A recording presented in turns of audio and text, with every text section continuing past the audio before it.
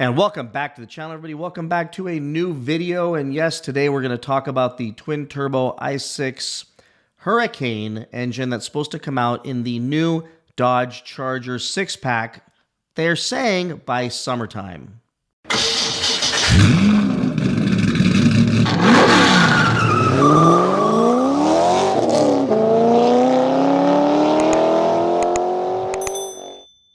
All right, so let's get into it. I found a YouTube channel, and it's being shared in our private group with TK and Butter, and I watched the whole thing, and it's an actual Dodge mechanic, a guy that works in a Dodge dealership, apparently, and he works on these cars. So I would say that if there's a source that's reliable, this is a very reliable source. This is boots on the ground, in the dirt, wrenching on these cars, and on his YouTube channel, he is sharing that information openly, which is shocking, and I'm surprised that nobody has called him out on it. At the very least, this video that he did, I was worried when I watched it that somebody at Dodge is going to ask him to take it down. I'm going to tell you that channel right now. His name is Tyler Potter, and he's got a channel with just about 16,000 subscribers. And this video where he talked about the twin-turbo inline 6 Hurricane engine, it's got about 5,000 views. It's not horrible for a couple days, but I'm concerned for all of you that you won't find this channel. You won't see this channel, and this channel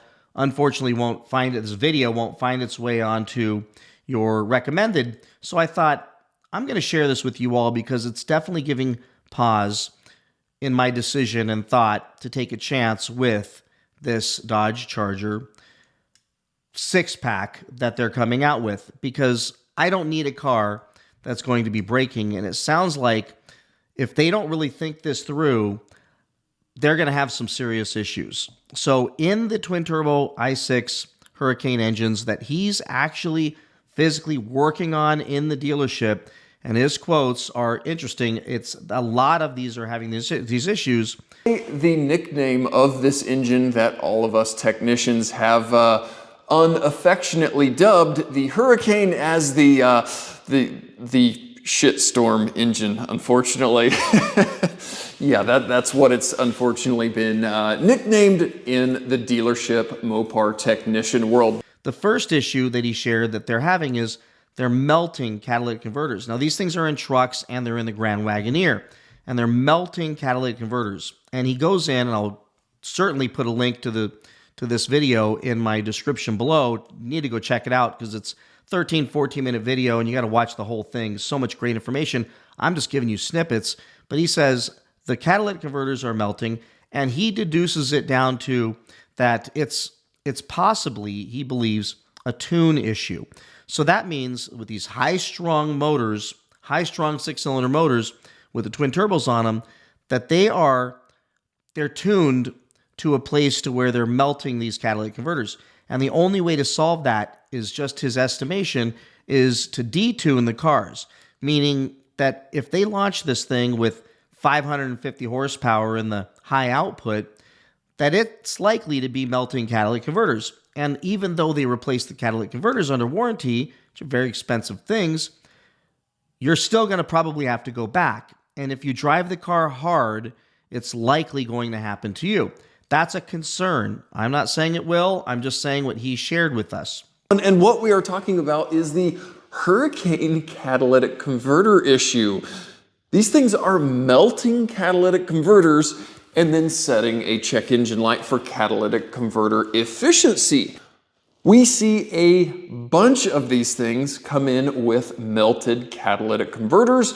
Again, they've melted, come apart, and set a code. If you watch his video, he does go into that these cars that he's working on, there's a lot of rentals that he deals with, and that they are driven really, really hard. Well, just thinking about a Dodge Charger, it's probably going to get driven hard, especially if they price these things low enough to where there's a good chance we will see these things on the news in high-speed chases and in street takeovers, that they're not going to be able to survive those, which wouldn't be a horrible thing because I'm highly against that kind of behavior.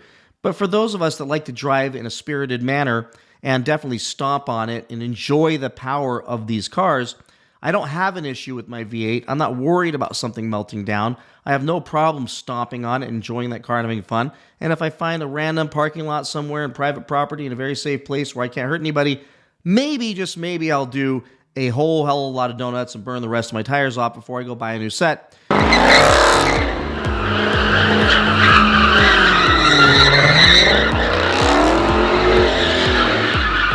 And to think that that could lead to my car being in the shop and having to be dismantled and get new catalytic converters on it, then I got to wait till it happens again.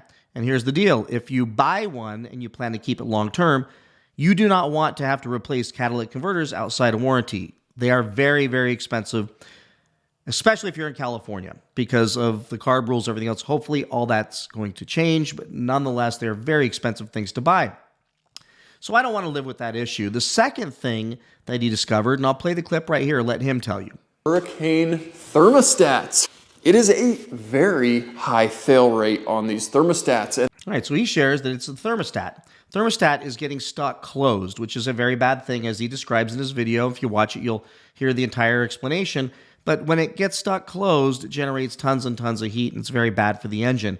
So that is something that he says is a very likely thing to go wrong. And he's hoping, and I'm hoping, by the time these things come out, they will resolve those issues. Maybe they'll have a recall and they'll replace those thermostats. But if you end up with one, if they do rush these things because the Daytona EVs are not selling, then we may end up with a rushed product that is going back in the shop a lot. And I can tell you, as much as it would make for good content, I cannot afford to be stuck on the road with a broken car. I can't be dealing with that when I'm trying to use it for work and having to be places. Let's talk about the third thing that he discovered while working on lots of these cars. One more thing here with our hurricanes while we're beating them up. Let's continue on. Hurricane misfires. A lot of the time, it is a software update that takes care of it. All right, so the misfires, not as big of a deal. It sounds like just a simple software update. And I got to imagine by the time these things come out, they will probably put those software updates on all of them. So hopefully none of us have to deal with those misfires. But I thought I had to do a quick video and share this with you all. Not because I want to rag on this car and beat up on this car now. I wanted to direct you to this gentleman's channel because it is a great channel if you want to learn about engines. And certainly I don't know everything, and I would love to learn more. And this video was tremendously informative, and he seems like just a genuine, sincere, very knowledgeable guy. So go check out his channel. But the reason why I'm doing this is I hope my video, even though I'm a small channel also, finds its way to Dodge, and they do deliver something that will keep them around long enough. Bridge the gap, because nobody's going to buy this Daytona EV thing.